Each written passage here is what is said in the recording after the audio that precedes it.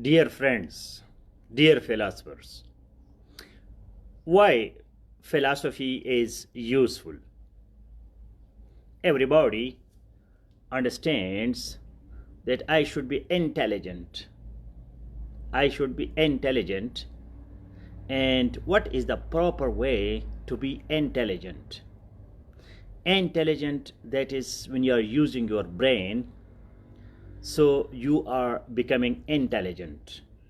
Now, what's the proper way to use your brain? That is philosophizing. Philosophizing is asking questions, becoming critical thinker. It's very simple, very simple. So everybody wants to be intelligent, and we want to know the proper way, and the proper way is to use your brain. And to use your brain, you need philosophizing, and philosophizing is critical thinking.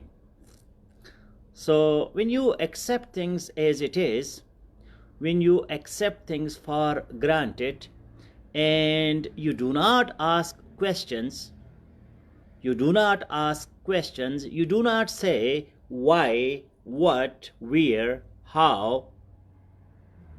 You just accept things.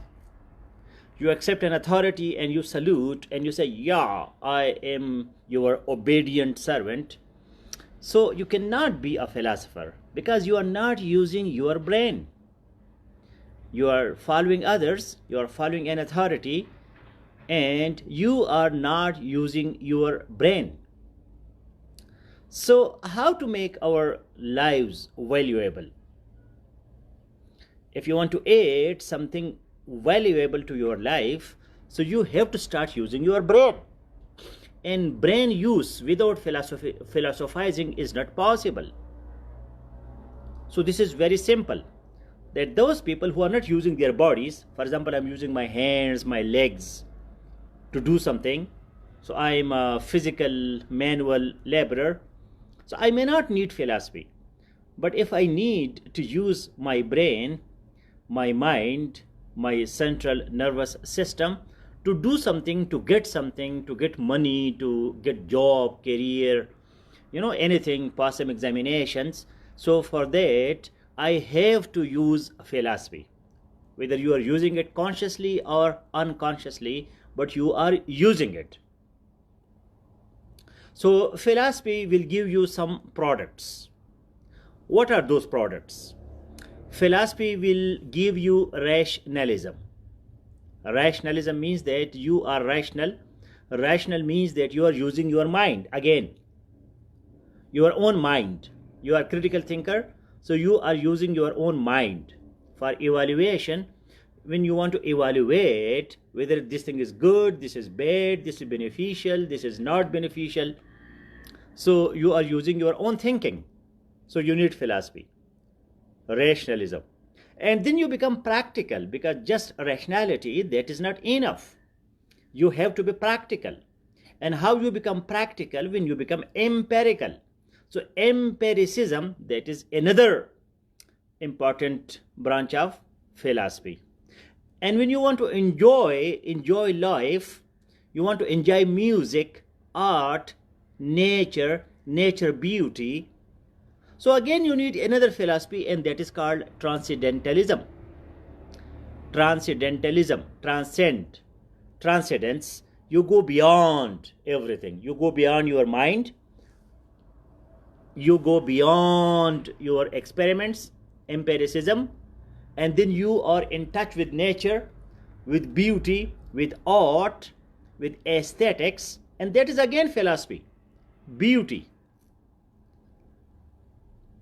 So you appreciate beauty, you discern, you differentiate, you make a difference. What is beauty, what is not beauty, what is beautiful, what is not beautiful. So aesthetics, for example, I am speaking, so if you are a philosopher, you can understand, you can appreciate, you can evaluate the beauty of my words, my sentences, because you are a philosopher. You are utilizing your brain before making any decision, before any judgment, before the solution of any problem, you ask your brain to give you signals. And then the universe becomes open and you get intuition. You become intuitive. Things come to you. You do not go after things. So that is again a philosophy, and that is intuitionism. And you want to know reality, ontology. You want to know reality. What is reality? What is real, real, real? What is false? What is real? What is true? What is false? So these discussions you cannot do without philosophy, without ontology. And then what is good and what is bad? Utilitarianism, pragmatism, existentialism, these philosophies tell you how you can say that what is good for you and what is not good for you.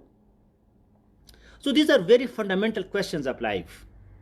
And these fundamental questions of life you cannot do without philosophy. So if you want to become a wise person, wisdom, you want to become a courageous person, brave, bold, self-confident person, courage, philosophy. If you want to, become self-controlled, you want to control your words, your communication, your emotions, your smile, your anger.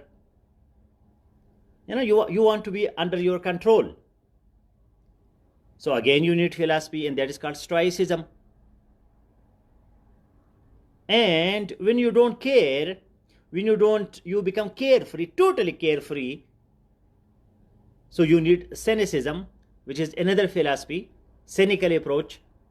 And when you want to enjoy life, pleasure, enjoyment, happiness, all the times, so you need the details of hedonism, another philosophy. You want to know the meaning of your life, why you are here. You cannot do it without existentialism. You think that why philosophy is so important? It is compulsory. It brought a huge revolution in European countries.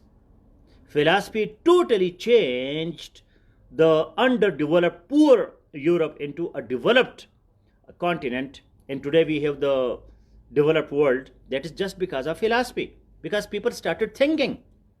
They were not following any authority. And when you start thinking, so these thoughts then force you to do something. And science, that is the progeny, that is the offspring, that is the child of philosophy. Philosophy itself is empirical, and empiricism is science.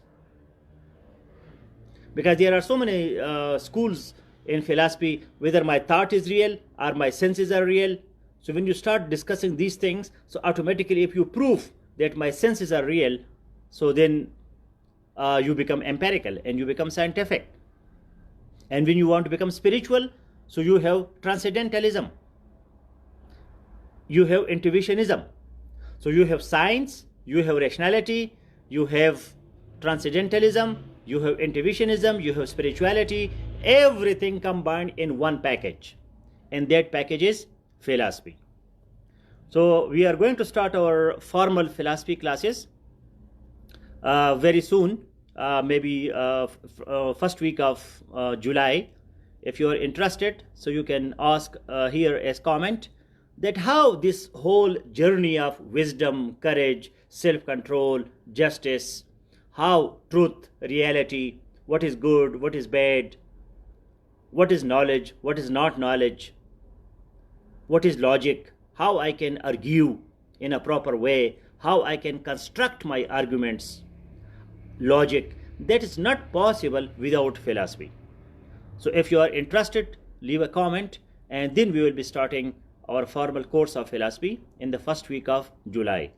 Most welcome, all the best, be philosophers. Philosophy doesn't mean that you are going to do some degree in philosophy. You can take any book like The Pleasures of Philosophy by Will Durant, The History of Western Philosophy by Bertrand Russell.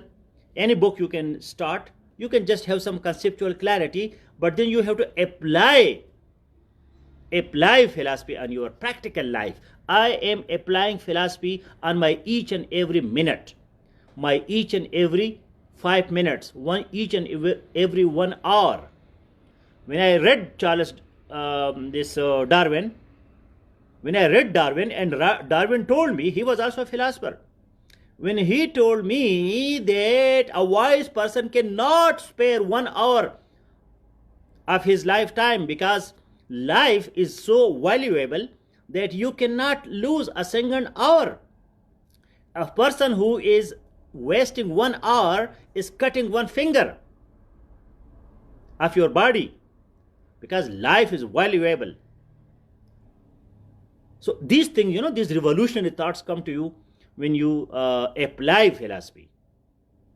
So see you here as well as in our formal course, where we will be having classrooms. In those classrooms, we will be having a lot of discussions in a formal, systematic, organized way, because when you become student and you have a teacher, so that is a formal relationship. Here we can do things, but it is informal. It is not so systematic. All the best.